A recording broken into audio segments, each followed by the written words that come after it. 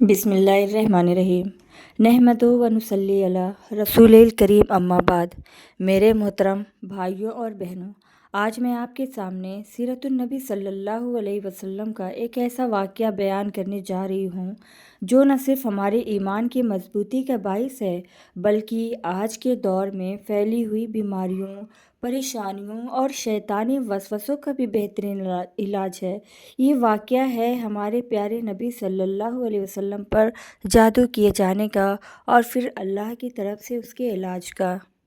جب نبی کریم صلی اللہ علیہ وسلم ہجرت کر کے مدینہ منورہ تشریف لائے اور اسلام کو غلبہ حاصل ہونے لگا تو کفار اور یہودیوں کے دلوں میں حسد کی آگ بھڑک اٹھی۔ خاص طور پر خیبر کے یہودیوں اور مدینہ کے منافقین کو یہ برداشت نہیں ہو رہا تھا کہ اسلام اتنی تیزی سے پھیل رہا ہے۔ جب وہ میدان جنگ میں مسلمانوں کو نہ ہرا سکے تو انہوں نے سازشوں اور چھپے ہوئے وار کرنے کا راستہ اپنایا۔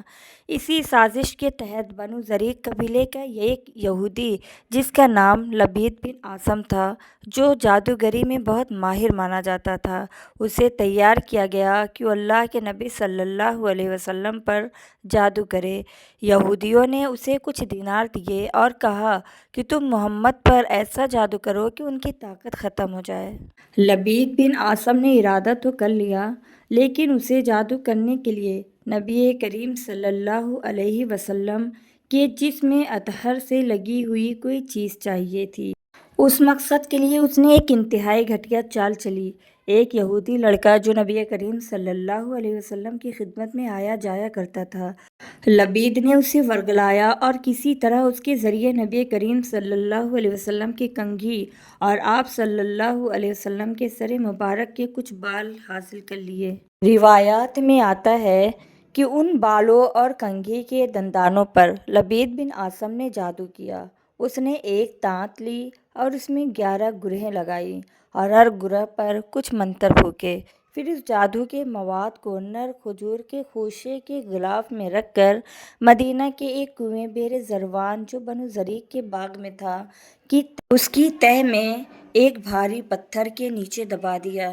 اس جادو کا اثر نبی کریم صلی اللہ علیہ وسلم کی ذات مبارک پر ظاہر ہونا شروع ہوا۔ حضرت عائشہ صدیقہ رضی اللہ عنہا فرماتی ہیں کہ اس جادو کے اثر سے نبی کریم صلی اللہ علیہ وسلم پر عجیب کیفیت طاری ہو گئی۔ آپ صلی اللہ علیہ وسلم کو ایسا محسوس ہوتا تھا کہ آپ نے کوئی کام کر لیا ہے، حالانکہ آپ نے وہ کام نہیں کیا ہوتا تھا۔ آپ صلی اللہ علیہ وسلم بظاہر گھلتے جا رہے تھے، کمزوری محسوس ہوتی تھی اور یادداشت پر بوجھ پڑ رہا تھا۔ یہاں یہ بات یاد رکھنا ضروری ہے کہ علماء فرماتے ہیں کہ اس جادو کا اثر صرف دنیاوی معاملات اور جسمانی صحت تک محدود تھا۔ وحی اور نبوت کی ذمہ داریوں پر اس کا کوئی اثر نہیں ہوا تھا، کیونکہ وہ اللہ کی حفاظت میں تھی۔ یہ تکلیف کا سلسلہ کچھ عرصے تک جاری رہا۔ ایک دن نبی کریم صلی اللہ علیہ وسلم اللہ کے حضور بہت گڑ گڑا کر دعائیں مانگ رہے تھے۔ اسی دوران اللہ نے آپ کی دعا قبول فرمائی اور وحی کے ذریعے آپ کو اس سازش سے آگاہ کر دیا۔ حضرت عائشہ رضی اللہ عنہا فرماتی ہیں کہ ایک روز آپ صلی اللہ علیہ وسلم میرے پاس تشریف فرما تھے کہ آپ صلی اللہ علیہ وسلم نے خواب میں دیکھا کہ 2 فرشتے آئے، ایک آپ صلی اللہ علیہ وسلم کے سرہانے بیٹھ گیا اور دوسرا پاؤں کی طرف۔ ایک فرشتے نے دوسرے سے پوچھا، ان صاحب یعنی نبی کریم صلی اللہ علیہ وسلم کو کیا ہوا ہے؟ دوسرے نے جواب دیا، ان پر جادو کیا گیا ہے۔ پہلے نے پوچھا، کس نے جادو کیا ہے؟ جواب ملا، لبید بن عاصم یہودی نے۔ پوچھا گیا، کس چیز میں جادو کیا ہے؟ جواب دیا، کنگھی، بالوں اور نر کھجور کے خوشے میں۔ پھر پوچھا گیا، وہ جادو کہاں رکھا ہے؟ جواب ملا، بئر ذروان یعنی ذروان نامی کنویں میں۔ اللہ تعالیٰ نے اپنے حبیب صلی اللہ علیہ وسلم کو مرض بھی بتا دیا، مریض کرنے والا بھی بتا دیا اور علاج کا طریقہ بھی سکھا دیا۔ نیند سے بیدار ہونے کے بعد نبی کریم صلی اللہ علیہ وسلم نے حضرت علی رضی اللہ عنہ، حضرت عمار بن یاسر اور دیگر صحابہ کرام کو اس کنویں کی طرف بھیجا۔ جب صحابہ وہاں پہنچے تو دیکھا کہ اس کنویں کا پانی مہندی کے پانی کی طرح سرخ ہو چکا تھا اور وہاں موجود کھجوروں کے درخت شیطانوں کے سروں کی طرح خوفناک لگ رہے تھے۔